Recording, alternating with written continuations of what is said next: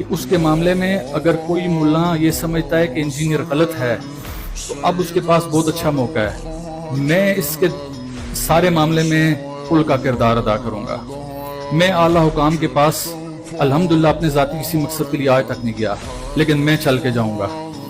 میں چل کے جاؤں گا حکام بالا کے پاس اور میں ارینج کراؤں گا کہ انجینئر بیٹھا ہوا ہے، اب تو پکڑا ہوا ہے نا، اس کو ایک جگہ پہ بٹھائیں. ساتھ یہاں سے جتنے مکاتب ہیں ان کے بڑے چلے جائیں، جن کو سارے تحریر لکھ کے دیں کہ ہم نے اس کو نامزد کر دیا، یہ ہارا تو ہم ہارے، تو جائیں اس کے ساتھ مقابلہ کریں. لیکن یہ نہ کریں کہ اپنے سے نیچے چھوٹے چھوٹوں کو چھوڑ کے اس کے خلاف بیانات بازی شروع کر دی. وہ جیل میں بیٹھا ہوا ہے، ہمارا اس سے کوئی دلی لگاؤ نہیں ہے، ہمیں اس سے کوئی مطلب نہیں ہے، ہم اس سے سب سے بڑے ناقد ہیں. لیکن یار مزہ آتا ہے لڑنے کا، میدان میں لڑو. وہ تو ہر دم پہ نبی کی بات کر رہا ہے. میں اس کے خلاف کیس کروں گا، میں اس کے خلاف کیس کروں گا جہاں پر وہ غلط ہے. وہ اولیاء کے حوالے سے غلط بات کرتا ہے تو میں اس کے اوپر کیس کروں گا.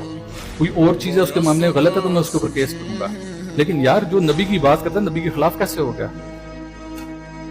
بیٹھتا ہے تو درود و سلام بھیج کے بیٹھتا ہے. اس نے لوگوں کو بتایا کہ تم لوگوں کو یہ غلط گائیڈ کر دیا گیا کہ نبی کی اہل بیت کے اوپر رضی اللہ پڑھا جاتا ہے. اس نے لوگوں کو بتایا کہ تمہارے امام بخاری، امام مسلم نے اپنی کتابوں میں ان کے ساتھ علیہ السلام کا لفظ لکھا ہوا ہے. تو جو نبی کی ذریت کے اوپر سلام بھیج رہا ہے، نبی کی ذات کا کیسے دشمن ہو سکتا ہے؟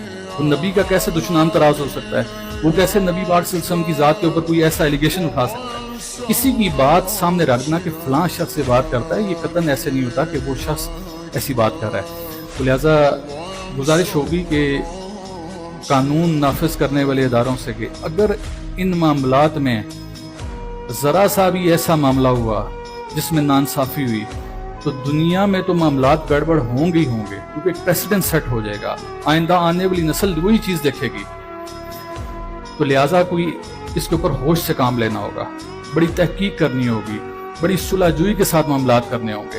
تھنک ٹینکس کو بٹھانا ہوگا، دماغ لڑانے والے لوگوں کو بٹھانا ہوگا، جو علم و تحقیق کی دنیا کے ماسٹر مائنڈ لوگ ہیں ان کو بٹھا کے اس معاملے کو حل کرنا ہوگا کہ آیا اس نے گستاخی کی یا نہیں.